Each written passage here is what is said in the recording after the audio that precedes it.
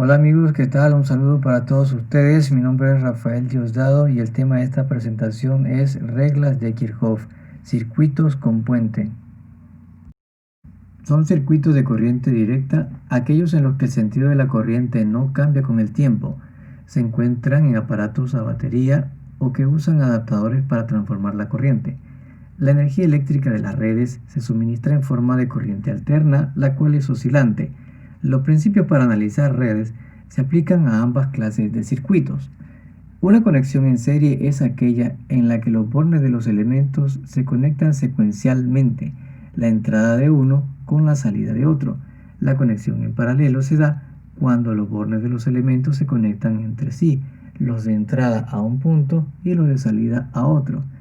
El análisis de circuitos de resistores en serie y paralelo es semejante al de capacitores, teniendo en cuenta que el lugar de la carga es ocupado ahora por la corriente y además que la resistencia equivalente en serie es la suma directa de las resistencias individuales y la resistencia equivalente en paralelo es el inverso de la suma de los inversos de las resistencias individuales. Mientras más resistores en serie, mayor resistencia equivalente. Mientras más resistores en paralelo, menor resistencia equivalente.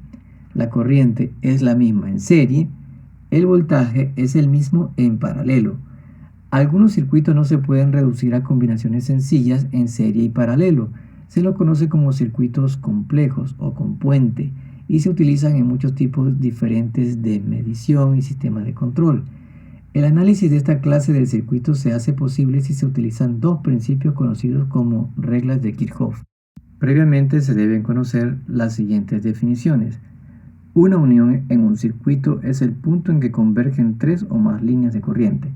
Estas también reciben el nombre de nodos o puntos de derivación. Una espira en un circuito es cualquier trayectoria cerrada de conducción.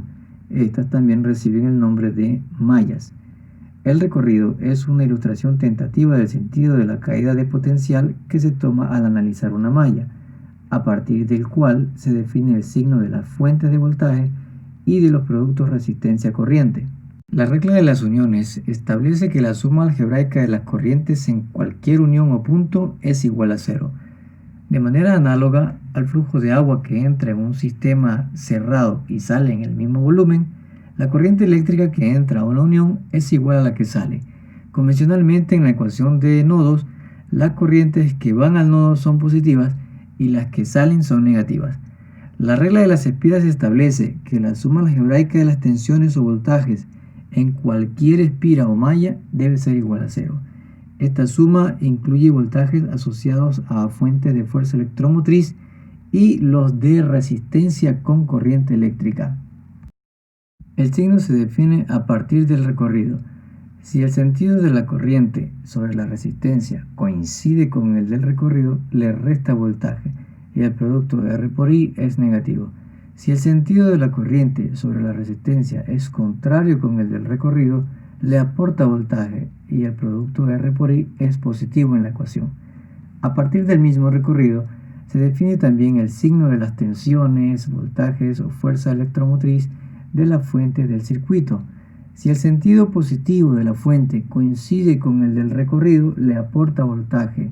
Este voltaje es positivo. Si el sentido positivo de la fuente es contrario con el del recorrido, le resta voltaje y este voltaje será negativo. Y bien, eso es todo en cuanto a esta presentación. Mi nombre es Rafael Diosdado y con ustedes será hasta una próxima ocasión.